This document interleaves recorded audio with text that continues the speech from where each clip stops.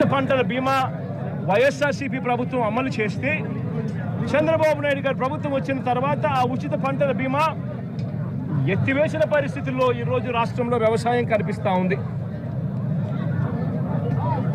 ఈ క్రాప్ వ్యవస్థను పూర్తిగా నీరుగార్చేశారు. దళారీలు లేకుండా పంటలు కొనుగోలు చేసి ఆర్బీకే వ్యవస్థను నీరుగార్చిన పరిస్థితులు ఈరోజు రాష్ట్రంలో చూస్తూ ఉన్నాం.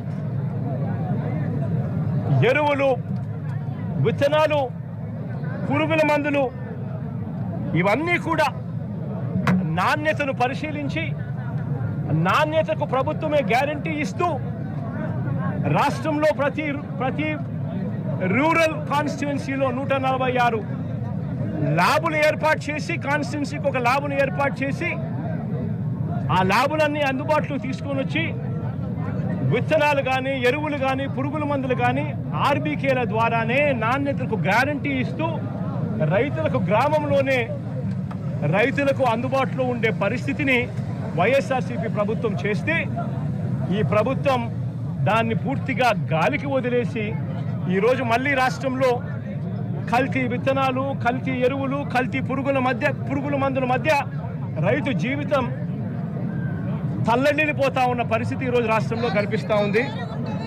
మేము తీసుకొచ్చిన ల్యాబులు ఈరోజు నిర్వీర్యం చేస్తూ ఉన్న పరిస్థితుల మధ్య ఈరోజు రాష్ట్రం కనిపిస్తూ ఉంది.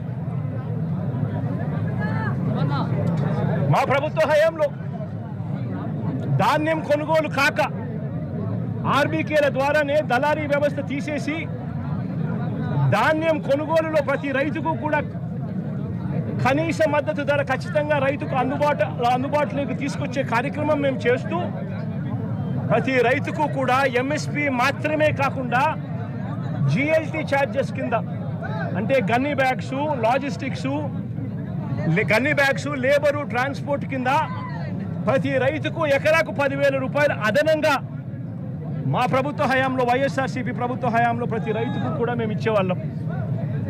ఈరోజు రైతుకు గిట్టుబాటు ధరలు రాని పరిస్థితి. ధాన్యం కూడా 300 రూపాయలు ఎంఎస్పీ కన్నా తక్కువ రేటుకు కొనుగోలు చేసిన పరిస్థితి. రైతు అమ్ముకున్న పరిస్థితి దళారీలకు. ధాన్యం కొనుగోలుకే కాకుండా మా ప్రభుత్వం, వైఎస్ఆర్సీపీ ప్రభుత్వంలో గతంలో 3,000 కోట్ల రూపాయలతో ధరల స్థిరీకరణ నిధి తీసుకొచ్చి ఏకంగా 5 సంవత్సరాల కాలంలో 7,500 కోట్ల రూపాయలు ఖర్చు చేసి మార్కెట్లో కొనుగోళ్లు చేసి మార్కెట్లో పోటీతనాన్ని పెంచి రైతులకు గిట్టుబాటు ధరలు వచ్చేట్టుగా మా ప్రభుత్వ హయాంలో 7,800 కోట్ల రూపాయలు ఖర్చు చేసి రైతులను ఆదుకున్న పరిస్థితి మాది. అయితే కేంద్రం ప్రకటించిన పంటలకే కాకుండా మిరప, పసుపు, ఉల్లి, చిరుధాన్యాలు, అరటి, బత్తాయి, టొమాటో వంటి పంటలకు సైతం ఎంఎస్పీని ప్రకటించి రాష్ట్ర ప్రభుత్వమే దాన్ని ఆర్బీకేలలో దాన్ని పోస్టర్లు వేసి పెట్టి ఆర్బీకేలలోనే అక్కడే పనిచేస్తా ఉన్న అగ్రికల్చరల్ గ్రాడ్యుయేట్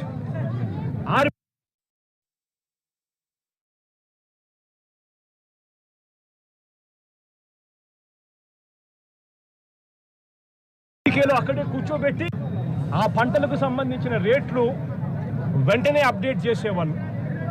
ఏ పంటకైనా కూడా గిట్టుబాటు ధర రాని పరిస్థితి ఎక్కడైనా ఉంటే వెంటనే ప్రభుత్వం ఇన్వాల్వ్ అయ్యేది.